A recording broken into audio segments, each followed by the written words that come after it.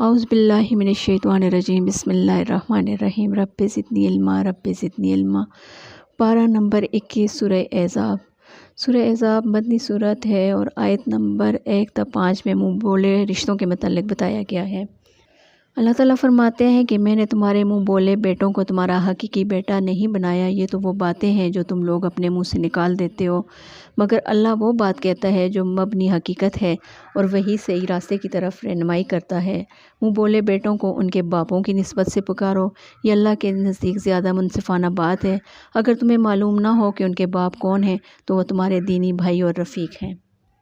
یہاں یہ واضح نشین کرنی چاہیے کہ ہمارے کہنے سے کوئی رشتہ قائم ہمارا نہیں ہوتا، جیسے ہم کہیں کہ فلاں عورت میری ماں کی طرح ہے یا بہن کی طرح ہے، یا فلاں شخص مجھے اپنے باپ کی طرح لگ رہے ہیں، یا فلاں شخص مجھے اپنے بھائی کی طرح لگ رہے ہیں۔ حقیقی رشتے وہی ہیں جو اللہ نے بنائے ہوئے ہیں۔ بیوی کو ماں کہنے یا ماں کے ساتھ تشبیہ دینے سے وہ ماں نہیں بن جاتی۔ ماں تو وہی ہے جس نے آدمی کو جنا ہے۔ محض زبان سے کہہ دینا حقیقت کو نہیں بدل دیتا۔ جب آدمی کو یقین کے ساتھ یہ بات معلوم ہو کہ فلاں حکم میرے اللہ کا دیا ہوا ہے، پھر اسے بالکل مطمئن ہو جانا چاہیے کہ ساری خیر اور مصلحت اسی حکم کی تعمیل میں ہے۔ اس کے بعد حکمت اور مصلحت دیکھنا اس شخص کا کام نہیں ہے، بلکہ اسے اللہ کے اعتماد پر صرف تعمیل ارشاد کرنی چاہیے۔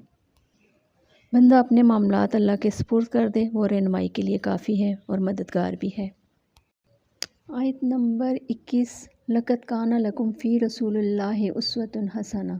اس آیت میں نبی پاک صلی اللہ علیہ وسلم کی شخصیت کو مسلمانوں کے لیے نمونہ قرار دیا گیا۔ اس آیت کا تقاضا یہ ہے کہ مسلمان ہر معاملے میں آپ صلی اللہ علیہ وسلم کی زندگی کو اپنے لیے نمونے کی زندگی سمجھیں اور اسی کے مطابق اپنی سیرت اور کردار کو ڈھالیں۔ آیت نمبر 32 سے 39 پردے کے احکام بیان کیے گئے ہیں۔ صاف اور سیدھی بات کہو، دبی زبان میں بات نہ کرو، گھروں میں ٹک کر رہو۔ یہ خواتین کے لیے کہ گھروں میں ٹک کر رہو، اپنی زینت کو چھپا کر رہو۔ دبی زبان میں بات کرو خواتین کے لیے کہ کسی مرد سے جب بات کریں تو اس انداز میں بات نہ کریں کہ اگلے کے دل میں کوئی توقع پیدا ہو۔ گھروں میں ٹک کر رہو، اس کے لیے اللہ کے نبی کی حدیث ہے کہ عورت مستور رہنے کے قابل چیز ہے۔ وہ جب نکلتی ہے تو شیطان اس کو طاقتا ہے۔ اللہ کی رحمت سے قریب تر وہ اس وقت ہوتی ہے جو اپنے گھر میں ہوتی ہے۔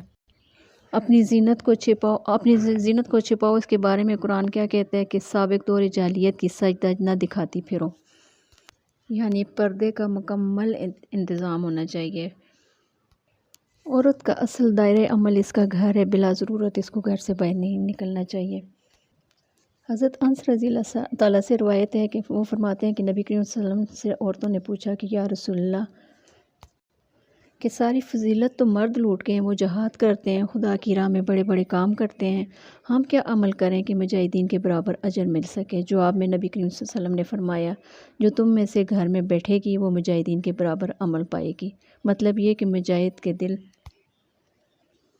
مجاہد دل جمی کے ساتھ اسی وقت خدا کی راہ میں لڑ سکتے ہیں جب اپنے گھر کی طرف سے فل اطمینان ہو اس کو کہ اس کی بیوی اپنے گھر کو سنبھالے ہوئے ہے، اس کی عزت کو سنبھالے ہوئے ہے۔ یہ اطمینان جو عورت فراہم کرے گی وہ گھر بیٹھے جہاد میں شامل ہو جائے گی۔ اگلی آیات نماز کے بارے میں، زکوٰۃ کے بارے میں، اللہ اور رسول کی اطاعت کے بارے میں۔ آیت نمبر 41 اللہ کو کثرت سے یاد کرنے کے متعلق کہ یا ایھا الذین آمنوا اذکروا اللہ ذکرا کثیرا، اے لوگو جو ایمان لائے ہو اللہ کو کثرت سے یاد کرو، صبح شام اس کو یاد کرو، اس کی تسبیح کرو، وہی ہے جو تم پر رحمت فرماتا ہے۔ جو لوگ اللہ کو ہر وقت یاد کرتے ہیں، اللہ کا ذکر ہوتا ہے ان کی زبان پر، اللہ تعالیٰ بھی ان کو اپنی یاد میں رکھتا ہے اور اللہ کے ملائکہ ان کے لیے رحمت کی دعا کرتے ہیں۔ آیت نمبر 52 یا ایھا الذین آمنوا صلوا علیہ وسلموا تسلیما، اللہ اور اس کے ملائکہ نبی کریم صلی اللہ علیہ وسلم پر درود بھیجتے ہیں۔ اے لوگو جو ایمان لائے ہو تم بھی ان پر درود اور سلام بھیجو، یعنی اے لوگو محمد صلی اللہ علیہ وسلم کی بدولت راہ راست نصیب ہوئی ہے تمہیں، تم ان کی قدر کو پہچانو، ان کے احسان عظیم کا حق ادا کرو۔ احسان شناسی کا یہ لازمی تقاضا ہے کہ ہر وقت نبی مہربان پر درود و سلام بھیجا جائے۔ اگلی سورت سورہ سبا ہے، مکی سورت ہے۔ اس میں کفار کو ان کی ہٹ درمی کے برے انجام سے ڈرایا گیا ہے۔ دوسری طرف حضرت داؤد اور حضرت سلیمان علیہ السلام اور قوم سبا کے قصے بیان کیے گئے ہیں۔ حضرت داؤد علیہ السلام اور حضرت سلیمان علیہ السلام کو اللہ تعالیٰ نے جو طاقت اور شان و شوکت اور عظمت بخشی وہ پہلے کسی کو کم ہی دی گئی، مگر وہ غرور میں مبتلا نہیں ہوئے، اللہ کے شکر گزار بندے بنے رہے۔ اور دوسری طرف قوم سبا کہ جسے اللہ تعالیٰ نے اپنی نعمتوں سے نوازا تو وہ بھول گئی اللہ کو، اس طرح تباہ ہوئی کہ دنیا میں اس کا صرف قصہ ہی باقی رہا۔ ان دونوں قصوں کو سامنے رکھ کر سوچیں کہ توحید، آخرت اور شکر کے جذبے سے جو زندگی بنتی ہے وہ بہتر ہے، یا کفر، شرک اور آخرت کے انکار سے جو زندگی بنتی ہے وہ بہتر ہے۔ فیصلہ انسان نے کرنا ہے۔ اگلی آیات میں اللہ کی تعریف کہ اللہ ہر چیز پر نگراں ہے، ہر چیز کا مالک ہے، جسے چاہتے عطا کرتا ہے، جسے چاہتے ہے لے لیتا ہے۔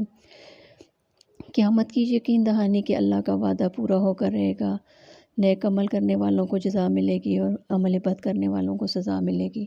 وآخر دعوانا الحمد للہ رب العالمین۔